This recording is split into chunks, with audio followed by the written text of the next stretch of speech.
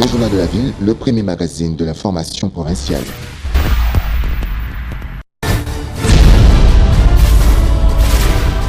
Tout de suite, le journal.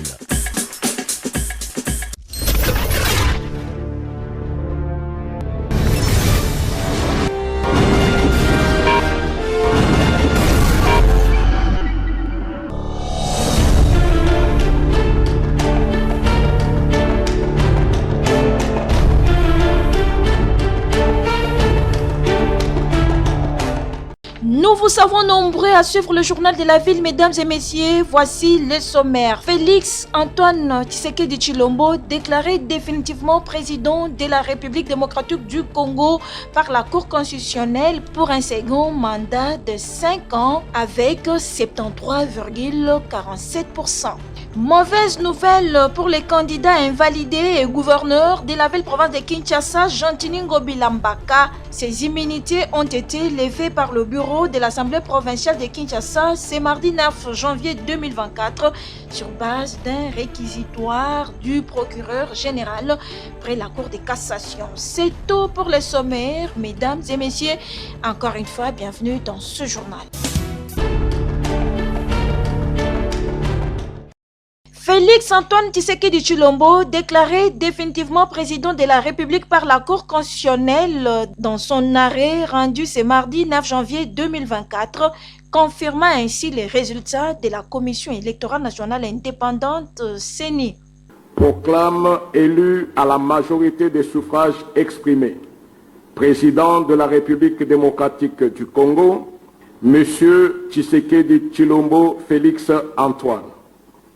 Dit qu'il n'y a pas lieu à paiement des frais d'instance, dit que le présent arrêt sera signifié au président de la République, au président de l'Assemblée nationale, au président du Sénat et au Premier ministre et à la Commission électorale nationale indépendante. Dit en outre qu'il sera publié au journal officiel de la République démocratique du Congo ainsi qu'au bulletin des arrêts de la Cour constitutionnelle. L'audience est levée.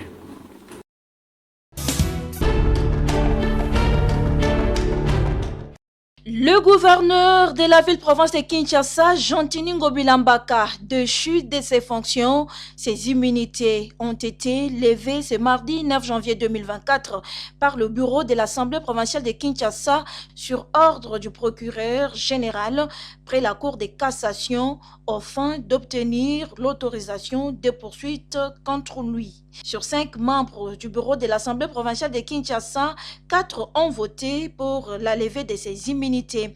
Jean-Tiningo Bilambaka doit pour ce faire déposer sa démission dans les prochaines 24 heures afin de se mettre à la disposition de la justice. Il faut rappeler que le gouverneur de la ville, province de Kinshasa, Jean-Tiningo Bilambaka, est candidat à la députation nationale. Il est invalidé par la Commission électorale nationale indépendante CENI pour bourrage des urnes, fraude et détention illégale des dispositifs électroniques des votes DEV.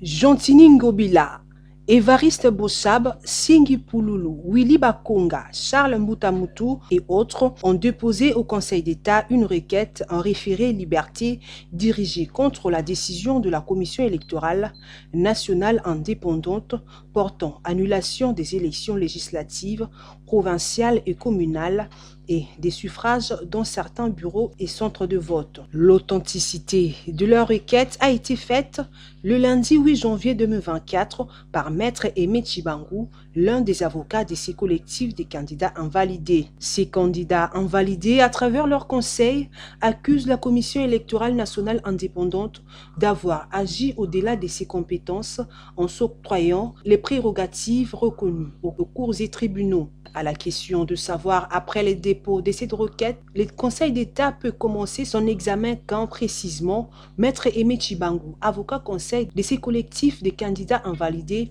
estime que vu l'urgence, le Conseil d'État doit se prononcer déjà en déant 48 heures. Ça dépend du Conseil d'État et c'est une matière urgente. Je pense qu'il est appelé à présidente de la juridiction de fixer les dossiers pour que l'affaire soit appelée urgemment et au regard de la loi, cette procédure-là, normalement, le Conseil d'État doit se prononcer dans les 48 heures, a-t-il dit.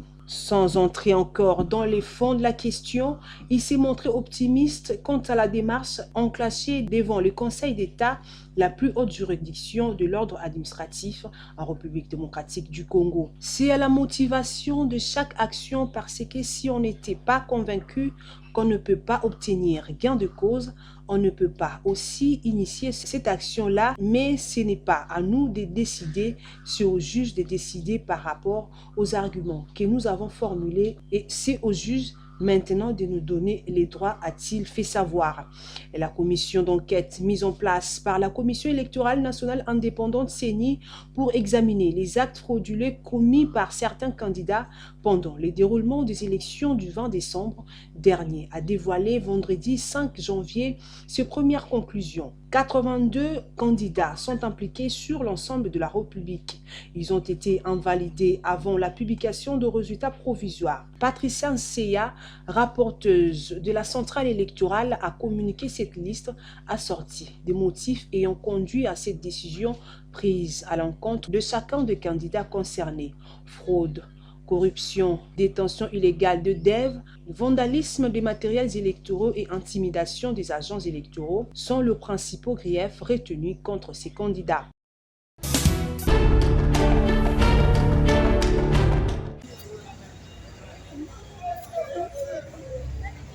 Le manque d'électricité serait à la base de l'insécurité qui sévit depuis quelques mois dans les quartiers Congo, quartier 3, dans la commune de Massina. À en croire la population environnante interrogée sur place concernant ces phénomènes dits Kuluna qui sèment la terreur dans les chefs de paisibles citoyens, vers 3 heures du matin, lors d'une bagarre entre un groupe d'inciviques et la police voulant intervenir pour protéger la population, telle est l'une de ses missions, un jeune Kuluna a été touché par balle et a perdu la vie. Très mécontents de cette situation, ces inciviques ont à leur tour brûlé les bureaux du quartier et quelques motos trouvées sur place. L'un des témoins de l'événement raconte les faits. Bon, na mukuse lo na kolo bezaka juste sécurité parce que tous un problème sérieux awa na quartier Congo a na Massina quartier 3 cabine epesa biso éclairage kotoyo lelo deuxième mois ngo to na poma courant MT beba to zanga juste 70 mètres pour cabine pelisa courant quartier zone en éclairage suite à insécurité ba kuluna ba bundi et sali ke moko azibal conséquence nango ngo e salami licence bomi kuluna ba kuluna pe ba vengeance ba tumbi bureau quartier ba tumbi la police ba victime bango bazo lela ba biloko na bango ekei o ba débrouiller la vie mais surtout sali analyse na nyonso conséquence nango eza insécurité mulili courant ezalaka te toza na boulevard Lumumba mais courant epelaka te courant ezalaka te cabine yango 2 mois sans courant suite ya insécurité na mulili kozanga courant nde sali ke conséquence nango yango ekomobota makambo boye.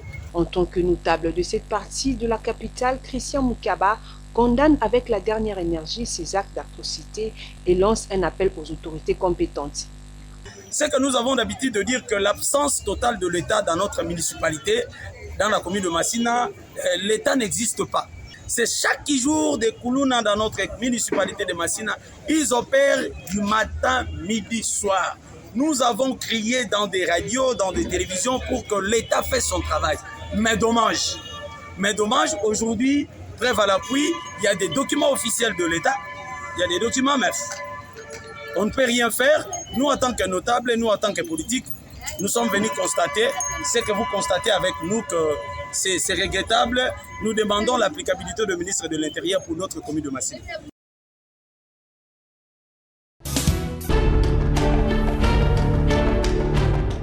Coupe d'Afrique des Nations Côte d'Ivoire 2024, les Léopards de la RDC continuent leur préparation à Abu Dhabi, aux Émirats Arabes Unis.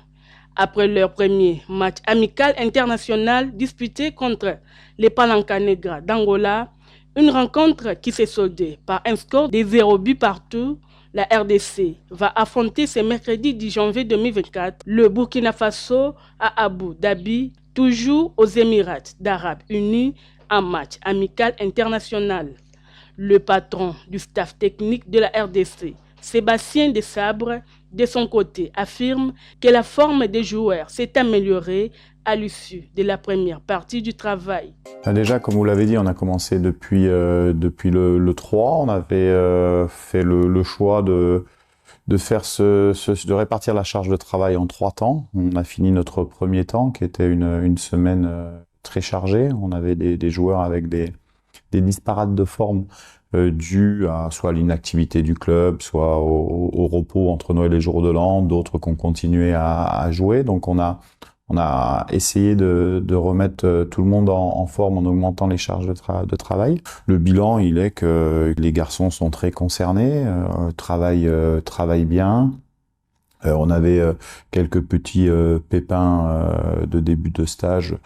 Tout le monde va être à la séance demain. Donc on est plutôt satisfait des temps de passage sur cette première semaine. L'équipe nationale de la RDC se rendra à Sari Pedro en Côte d'Ivoire le 12 janvier prochain et jouera son premier match le 17 janvier 2024 contre la Zambie. Pour rappel, la Coupe d'Afrique des Nations Côte d'Ivoire aura lieu du 13 janvier au 11 février 2024 et 24 pays participeront à ces tournois. Et lors de la phase des poules, les léopards de la RDC affronteront la Zambie, le Maroc et la Tanzanie.